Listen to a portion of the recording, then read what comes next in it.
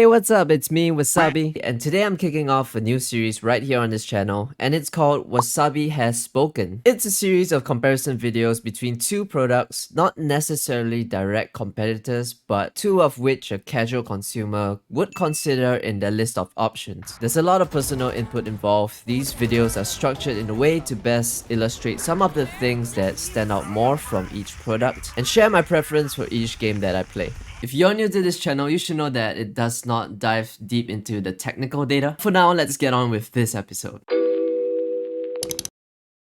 So here I have the Xlite V3 ES that I recently reviewed, and the DeathAdder Faker Edition, which is pretty much the same as the original, just that with a different colorway and a grippier coating. The DeathAdder has had the reputation of being the most popular ergonomic gaming mouse for the longest time, and the Faker Edition is the most ideal version of the DeathAdder V3 Pro for gaming. Pulsar, being the newer kid on the block, just recently released the special edition Xlite V3 ES Tournament Edition. This Xlite was released in November last year and it goes for $129.95. It has an ergonomic shape for palm grip. The 4K dongle comes included with the mouse. There's no software, it's completely controlled by this OLED display, and this current unit that I have weighs in at 66 grams. As its name suggests, this is a mouse that is purely made for esports. This Faker Edition was released earlier last year in February. It's still currently retailing for $169.99. Ergonomic shape designed for palm or claw grip. A 4K dongle does not come included with this mouse. Mouse settings are completely controlled on Razer Synapse. With this unit that I have, it weighs in at 61 grams. Being part of Razer's esports line, this mouse is made from competitive gaming as well. The price difference between these two is about $40. Just wondering, if you went for the cheaper one, what would you use the extra $40 on?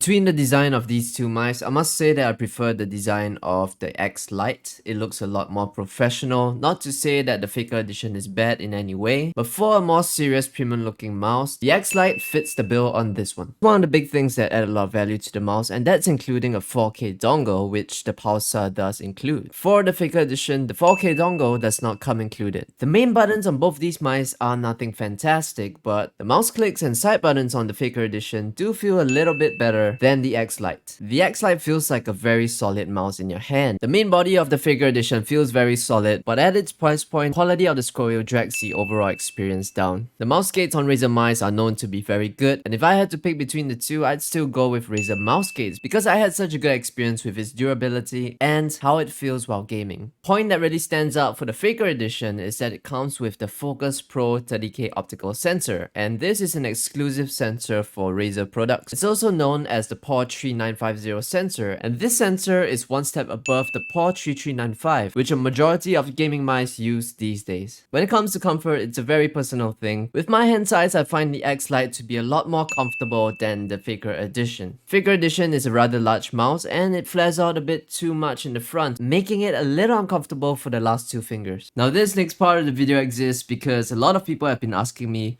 which mouse is best for which game. I cannot give you a 100% accurate answer to that question because preference varies from person to person. What I can do here is share which product I would pick for certain games that I play and a bit on the reason why I do that. For day-to-day use, naturally you prefer the mouse that provides the most amount of comfort. So in this case, I prefer the Xlite for video editing, web browsing, and research. Games in Overwatch 2 can get very intense depending on the match and the role you play. I like to play long hours at a time in Overwatch, and I would choose a mouse that is most comfortable for me here. In a game like Call of Duty, things can get extremely fast paced, and this is usually when I would prefer a lighter weight mouse. With my Xlite at 66 grams and the Faker Edition at 61 on my unit, the weight difference is barely noticeable. And I prefer the Xlite because I have a much better grip on the shape, and it feels a lot more controllable in a game like this. With Valorant, I prefer using the Xlite because it's such a controllable fit for my hand. It's a huge benefit for lateral aim and micro adjustment. When I play Diablo 4, I would choose a mouse with buttons that feel the most comfortable and satisfying to spam, and for those reasons, the Faker Edition is what I would prefer to use